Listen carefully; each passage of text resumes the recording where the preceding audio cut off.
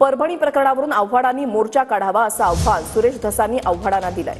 तो सूर्यवंशी यांना न्याय देण्यासाठी मोर्चे काढल्यावरच सरकारला न्याय देणार का असा सवाल करत आव्हाडांनी सुरेश धस यांना उत्तर दिलंय। मोर्चात येतात, मुंबईच्या मोर्चात आले आणि अक्षय शिंदेचे गुणगान गाऊन माघारी गेले। अरे त्या लेकराच्या आईवडिलांना किंवा लेकराला काय वाटलं असेल, अक्षय शिंदेचे गुणगान गाणाऱ्यांकडून दुसरी काय अपेक्षा करायची? अक्षय शिंदेचं कुठेही मी गुणगान गायलेलं नाही। तो गुन्हेगार असेल तर त्याला कायद्याने शिक्षा होईल, पण म्हणून त्याला एक्स्ट्रा ज्युडिशियल अथॉरिटीचं काम करून 4 फुटावरनं गोळी घालणं हे न्यायाला मान्य नाही। आणि आम्ही म्हणत नाही अक्षय शिंदेला चा खून झाला, स्वतः न्यायाधीश म्हणतात की अक्षय शिंदेचा खून झाला, त्याचा एन्काउंटर झालेला नाही। आणि माझं वाक्य कालचं जे दाखवलेलं आहे ते मोडून तोडून दाखवलेलं आहे। मी म्हणलो होतो की जे व्हिज्युअल मध्ये दिसतायत त्या पोलिसांच्या वरती सस्पेन्शनची कारवाई करा, परंतु जे व्हिज्युअल्स मध्ये दिसत नाही, ज्यांचा लाठीचार्जशी संबंध नाही, अशा काही पोलिसांना थोडंसं माफ करा, एवढंच त्या ठिकाणी मी बोललेलो आहे। माझं पूर्ण वाक्य न घेता अपूर्ण वाक्यावरती ते मला वाटतं कालपासून ट्रायल चालू जात आहे।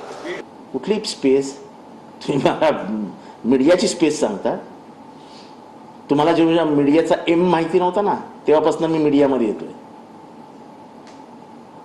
हे टीव्ही सुरू झाले ना 97-98 वगैरे साली, तेव्हापासून मी टीव्हीवर आहे।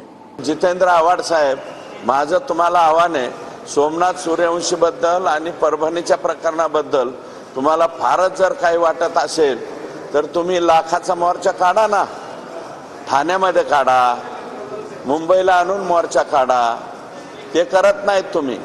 माझं स्पष्ट मत होतं की अक्षय शिंदे मागासवर्गीय, सोमनाथ सूर्यवंशी मागासवर्गीय, ह्यांना न्याय मागण्यासाठी आम्ही मोर्चे काढायचे का? सरकार जोपर्यंत लाखोंचा मोर्चा बघणार नाही तोपर्यंत न्याय देणार नाही असं म्हणायचंय? या सरकारला न्यायाची चाड राहिलेली नाही आणि हे मीडिया स्पेस वगैरे मला गरज नाही, मी कधी करत पण नाही। अचानक माझे इंस्टाग्राम सुरू होत नाही, ढोल वाजवताना असे माना हलवताना मी आहे तो परफेक्ट आहे एकदम। हे टीव्ही सुरू झाले ना 97-98 वगैरे साली, तेव्हापासून मी टीव्हीवर आहे। ते मला सगळं सांगू नका, मी काय असं ते वाजवत असं मानाबिना हलवत नाचत नाही। मी आपलं जे आहे तो अटॅक स्ट्रीट करतो। मला कुठलीही ते असं काहीतरी असे मानाबिना हलवत मग ते असे अमिताभ सारखं करत वगैरे मला काही करायचं नसतं। मी जे बोलतो त्याच्यावरती माझं सगळं चालतं आणि माझं वैचारिक असतं।